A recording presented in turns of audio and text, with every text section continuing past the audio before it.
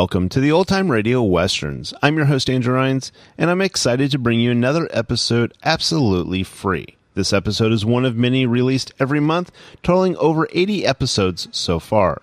Each one is meticulously digitally restored and stored in the cloud for your convenience, a process that incurs costs. To help cover these expenses, you might hear some advertisements throughout the episode.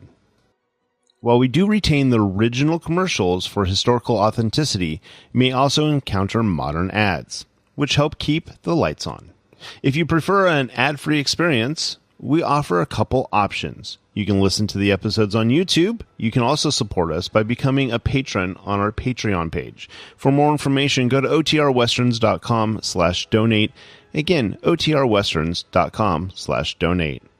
I do want to emphasize that we are committed to providing this content to you for free, but also we have to be transparent about the financial realities to bringing this to you.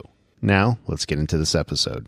This episode is going to be The Lone Ranger. Original air date is October 27th, 1947, and the title is The Worktrain. Hope you enjoy.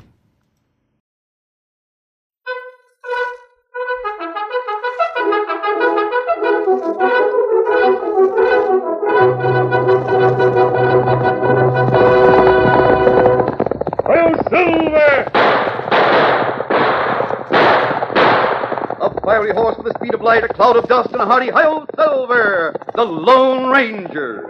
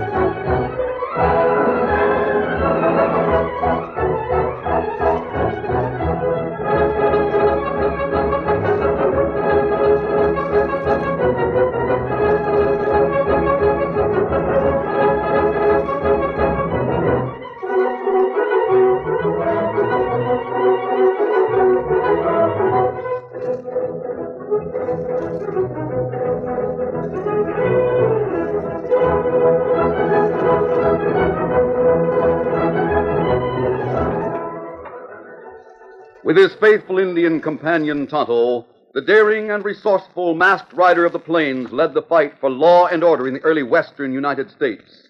Nowhere in the pages of history can one find a greater champion of justice. Return with us now to those thrilling days of yesteryear. From out of the past come the thundering hoofbeats of the great horse Silver. The Lone Ranger rides again. Come on, Silver! Let's go, big fellow! Hi-yo, Silver! Ho!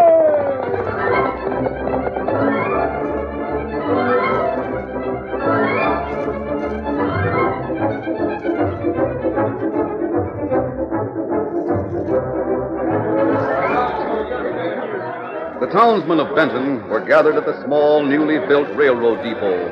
All eyes were turned expectantly along the curving tracks that ran eastward from the little town.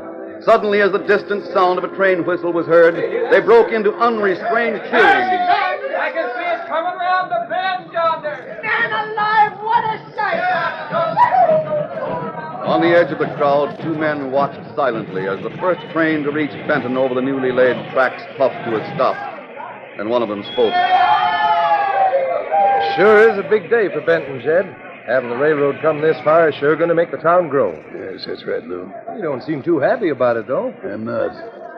Up to now, the Jet Morris stage of freight lines has been the best paying business in Benton. But that railroad's going to run me out of business and you and the boys out of job. Well, up to yesterday, you said it wouldn't affect our business. Sure I did. That was before I knew the Silver Lode Mining Company was going to give their hauling to the railroad. Old man Jackson came in and told me so this morning. But I thought that Look, we can't talk here. Come to the office and I'll tell you all about it. Come on. Right.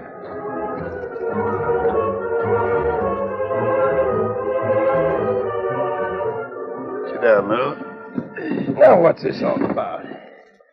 He told us the Silver Lode was still going to use our wagon trains to haul their supplies from Dry Rock. Sure, that's what Jackson told me. When they started laying tracks from Dry Rock to Benton, he came here to the office and told me not to worry. Yeah, I know. Jackson said the railroad rates would be too high, and he was afraid it wouldn't be dependable. Well, what made him change his mind? The railroad sent a critter to talk to him. Said the railroad would be safer and they'd lower the rates. Well, with the Silver Lode doggone. changing over, others will follow suit. There's not much we can do about it. Of course, they'll still have to have their stuff all between here and the mine. Won't be much, That's but it'll be just something. it. We lose that, too. The railroad's promised to run a branch track right out to the mine. What? Are you sure? Yep. Didn't you notice that work train standing on the siding just beyond the station? They'll have a gang working on that branch track tomorrow. Things are bad then. They sure are. If there was some way to show that the railroad isn't dependable, Jackson might give us back his hauling. But there's no way to do that. Now, look, Jed, we can't just sit around and let them ruin business. We got to do something about it. Sure. But what, for instance? When does Jackson change over to the railroad? Did he tell you? Starting Saturday, when the railroad sets up a regular schedule between here and Dry Rock. Uh-huh. This is Tuesday. Yeah. You let me think things over, Jed. Maybe there's some way to show Jackson the railroad isn't the best. And if there is some way, I'm going to find it. It was late Friday afternoon when the Lone Ranger and Tonto rode along the old trail from Dry Rock to Benton. They were about half the distance of the 30 miles between the two towns when they heard the distant whistle of a train. They reined to a halt. Oh, Silver. Oh, Scout, hold fella. Easy. Hold fella. The train from Dry Rock is coming through the canyon, Tonto. You'll see it pass in a few minutes. Ah. Look, Kemus, hubby. Oh? Look like other iron horse stop on track and weigh a train. Not good. That's the work train from Benton, Tonto. Waiting on a siding until the regular train from Dry Rock passes. Oh. What happened if work train not get to siding in time? Well, in that case, the passenger train would wait at the siding. The work train goes through every afternoon and returns to Benton by morning with railroad supplies. The trains meet like that at the siding each morning, too. Well, there it goes. The railroad is doing a wonderful thing for the West. Someday, Tonto, it may be possible to go from coast to coast in a couple of weeks. Oh, that not seem possible. But maybe it happened. I feel sure it... Oh, wait a minute. I'll use my binoculars. Oh. What you look at? Over there, see? Ah. Look like two men on horses beyond work train. The work train is leaving. As soon as it passes, I'll get a look at those horsemen. Now I can see them. What them look like through glass? One's heavy set with iron gray hair. The other is a large man with a black mustache. He's pointing up the tracks toward the canyon. Here, take a look. Me see 'em clear now. Me know 'em if we meet 'em. They may be railroad men. Them leave now. Ride toward Benton. We'd better be getting on, too, if we want to reach the vicinity of Benton before sundown. Come on, Silver. Get 'em up, Scout.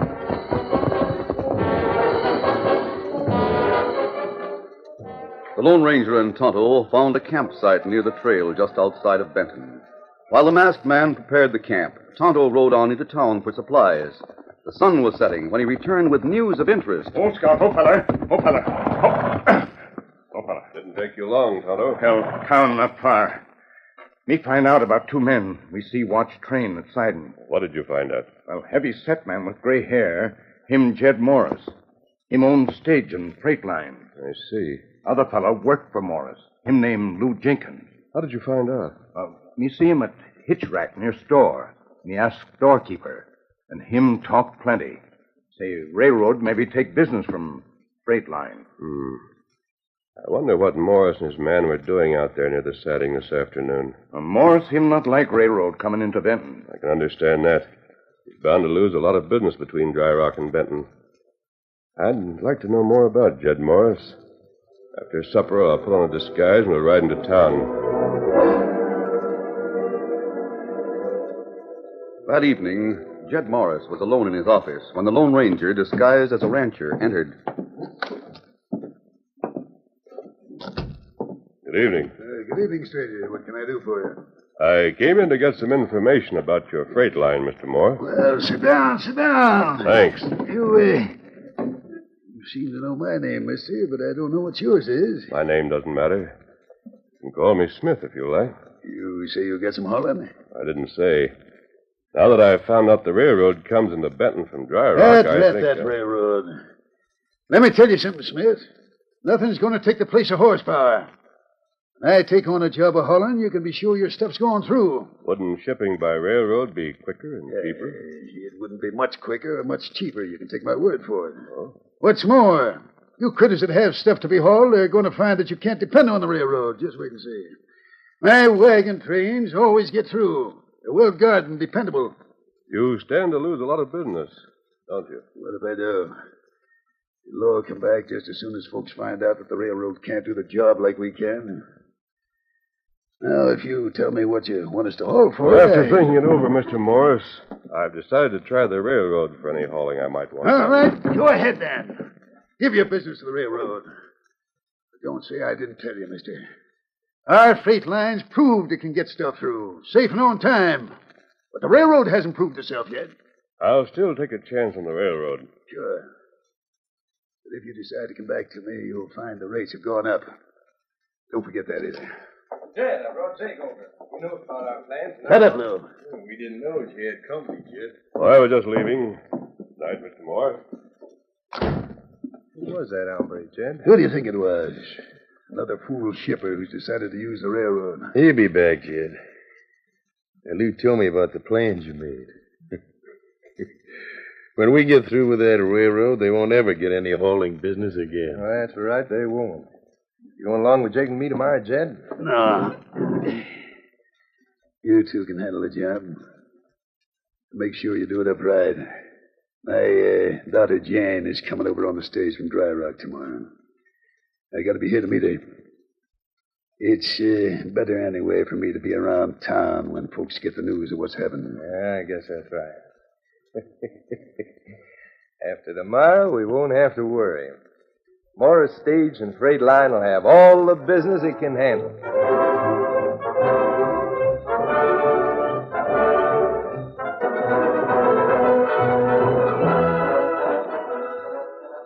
Meantime, the Lone Ranger walked to the edge of town, where Tonto waited in the shadows with the horses.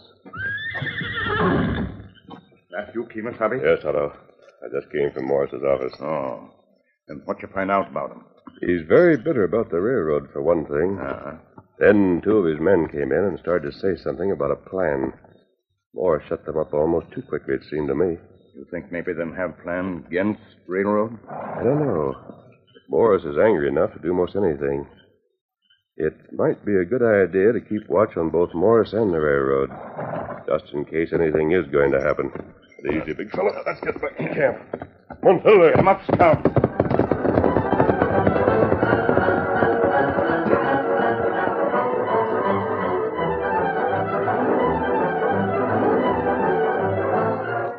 The following morning, Tonto, who had ridden into Benton just after dawn, returned to the camp to report to the Lone Ranger. Oh, Scout. Oh, fella. Oh, fella. Oh. Well, Tonto, what did you learn? Well, me wait and watch. And a while ago, me see feller named Lou Jenkins ride from town with other feller. Short, stocky feller. That must have been the one they called Jake. Which way did they ride? Now, me trail 'em. Them ride west, towards Pecos. That's in the opposite direction from Dry Rock. The railroad hasn't gone that far yet. That's right. When me sure them not ride on trail along railroad, me come to camp with news. They can't do any harm to the railroad in that territory. After lunch, we'll ride back to Benton and keep our eyes open, just to make sure Morris doesn't send others along the railroad trail.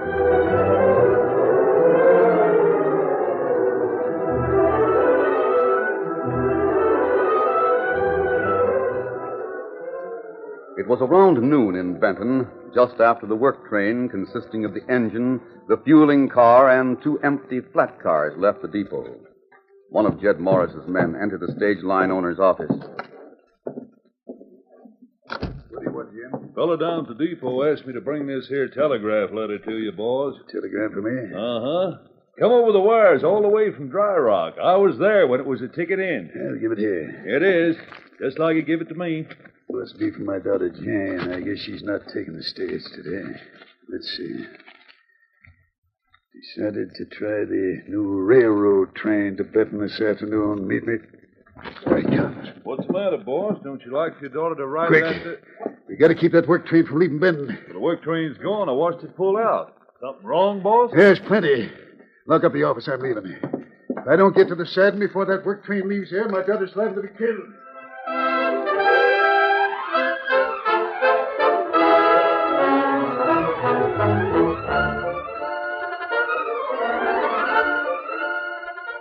The curtain falls on the first act of our Lone Ranger story. Before the next exciting scenes, please permit us to pause for just a few moments.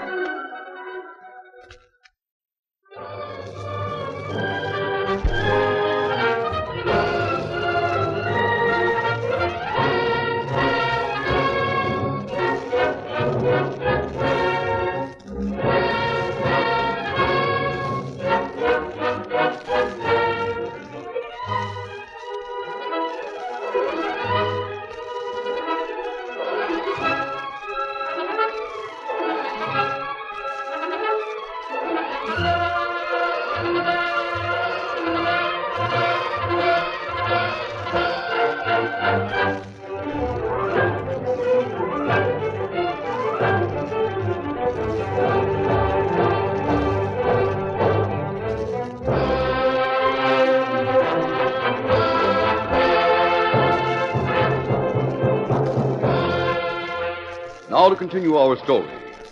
The Lone Ranger and Tonto had finished their midday meal and had saddled Silver and Scout in preparation for the trip to Benton when they heard pounding hoofbeats approaching from the direction of Benton on the trail above them. Someone ride up trail and hurry, Kimasabi. Yes. Those people use the new trail along the railroad when riding to Dry Rock. This old trail, shorter. Yes, I know. Whoever that is, he won't see our camp from the trail. He's passing. Underfoot. Oh, look, the horse is calling, Tonto. Come on.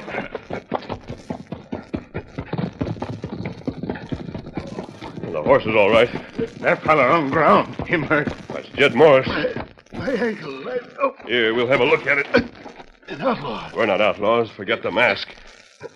You have a bad sprain. I got to ride on. Easy there, easy. My horse stepped into a hole. I have to get to the railroad side, and I have to. Do you hear? No. You're not able to ride. Ankle's plenty bad. Why do you have to go to the siding, Morris? You know me. That voice. You were Smith. That's it. You were Smith. I came to your office in disguise, Morris. Now answer my question. Why the hurry to reach the siding? My daughter Jane, she's coming on the afternoon train. She'll be killed. Talk sense, man. Get to the point. All right, I gotta tell you, I guess. Get to the siding.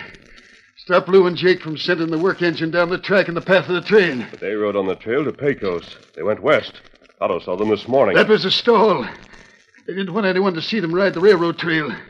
They cut back after a few miles. That was the plan. Go on. They went to the siding. They were going to wait for the work train, put bandanas over their faces, and hold up the engineer and the fireman. Then what? Then they'll start the work train and send it into the path of the oncoming afternoon train.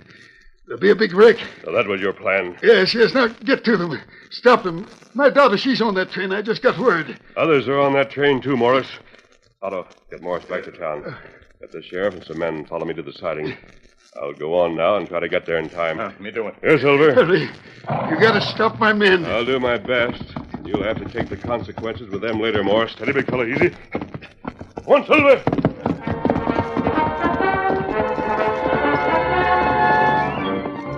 With miles to go, the Lone Ranger gave Silver his head, and the great white stallion, sensing the urgency of the moment, responded gallantly to the ringing cry of his beloved master. One, Silver! Faster, boy! Faster!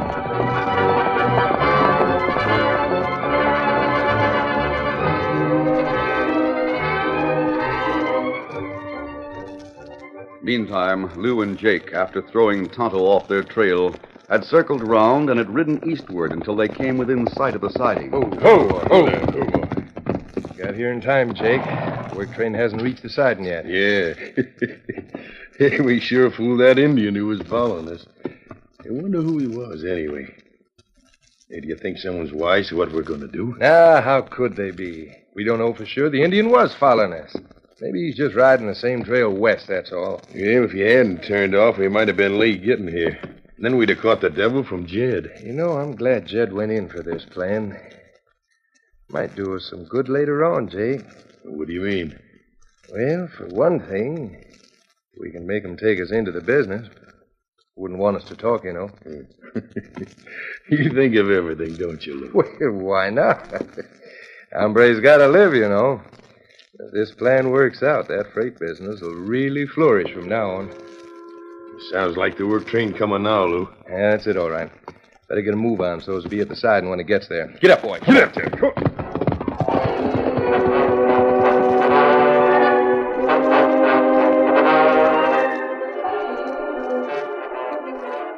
A short time later, after hiding their horses behind some big boulders nearby, Lou and Jake crouched in back of some scrub bushes near the siding and waited until the work train had rolled to a stop a few feet from the switch to the siding.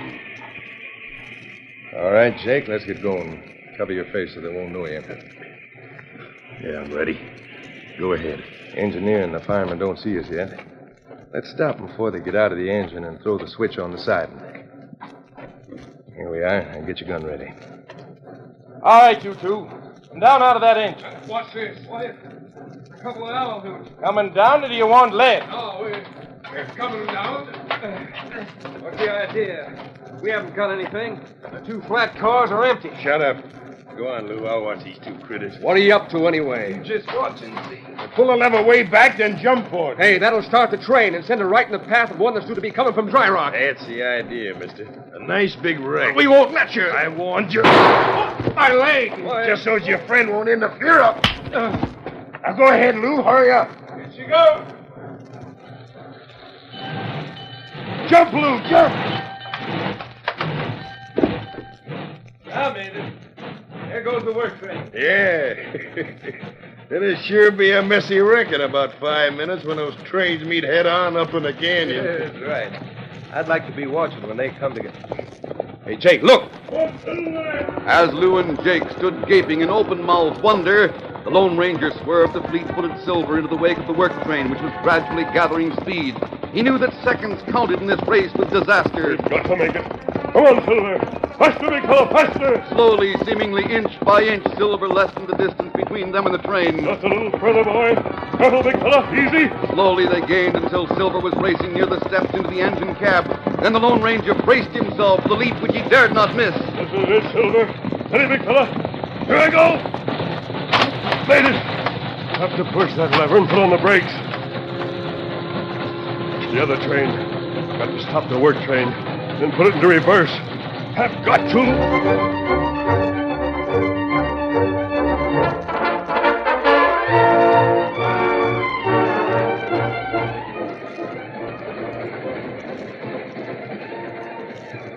Meantime, in one of the passenger cars of the train from Dry Rock, Jed Morris's daughter Jane was excitedly enjoying her first train ride when the conductor stopped at her seat. Enjoying the ride, miss? Oh, yes, very much, conductor. How fast do you think we're going now? Well, now, seeing as we're on a downgrade, I'd say somewheres in the neighborhood of 30 miles an hour at least. Heavens! Why, I've never gone so fast before. Look, the track's going a sweeping curve. Why, I can see them shining in the sun way off there. That's right. Soon we'll meet the work train at the siding just beyond the canyon. You can see from this window where the track entered the canyon yonder. See? Oh, yes, that's right. Why, look, another train coming this way. Oh, can't be. The work train. It didn't wait at the siding. We'll be wrecked. We can't stop in time. Do something, conductor! I'll pull the stop cord. The engineer sees him. I'll be killed.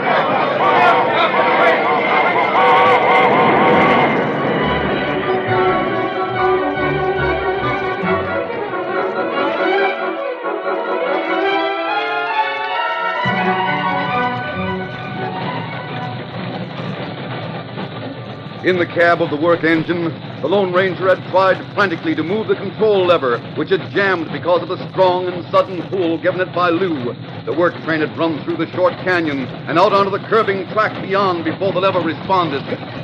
That did it. Now to apply the brakes.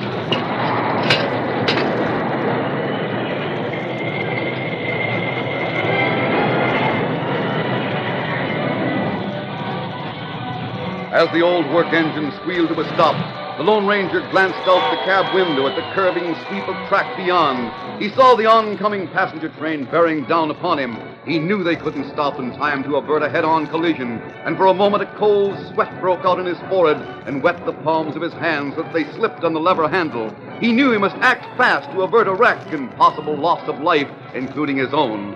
And he did the only thing possible. He put the work engine in reverse and opened the throttle wide.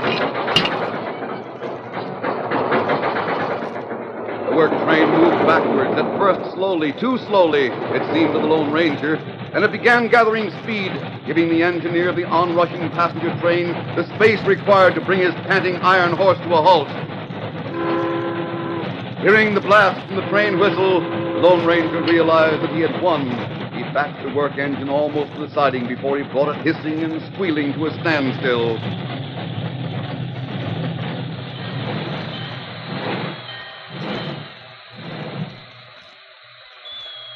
As the masked man swung down from the engine cab, the passenger train slowly approached and stopped. He was soon surrounded by a relieved but angry crowd. Hey, a masked owl was running that train. We ought to string them out now. Those cars are Wait a minute, all of you. You forget one thing. He also prevented us from having a wreck. Now, I don't know why he's masked nor why he was running the work train, but I think he should have a chance to explain. Explain? Go ahead and explain then, mister. The mask is my business and needs no explanation. Others were responsible for sending that work train down the tracks. I boarded it and prevented a wreck, as the young lady says. Let's string him up. He can't explain that, man. All right, stand back. I don't expect thanks. I do expect a chance to prove what I say. Here comes the sheriff from Benton with his men. Now you'll have your proof. Oh, you all right, Kemosabe? Yes, Tonto. I see you found Silver and let him back here. It's a mercy you got that work train stopped, mister. We heard Jed Morris's story, and we picked up the two men who started that work engine down the tracks. Glad you came along, Sheriff. These passengers were not inclined to believe my story. Well, I'll be on my way now that you're here to handle things. Ready, Tonto? You ready? Adios, Sheriff. And what the masked man told us was true, wasn't it, Sheriff? If he told you he risked his life to save all of yours, that's sure the truth. If it hadn't been for him, you'd all been in a big wreck. You mentioned Jed Morris. Well, I'm Jane Morris, his daughter. Yes, and he said you were on this train. That's why he told everything, but... Oh. Well, you'd better get the facts from him. Jed sure learned his lesson. Poor Dad. Then he might have been a murderer, that masked man. That's right, Miss Jane. He sure would. Your dad's mighty sorry and plans to make amends somehow. Yeah, we owe that masked hombre a reward. Let's take up a collection. Forget your collection, conductor. Just thank your stars that the Lone Ranger was around when things started to happen. And for the rest of your lives, you're beholden to the Lone Ranger.